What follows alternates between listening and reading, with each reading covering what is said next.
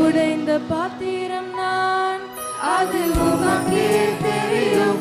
தேவன் பயன்படுத்துகிறேன், இது யாருக்கு புரியும்? உடைந்த பாத்திரம் நான், அது உமக்கே தெரியும். தேவன் பயன்படுத்துகிறேன், இது யாருக்கு புரியும்?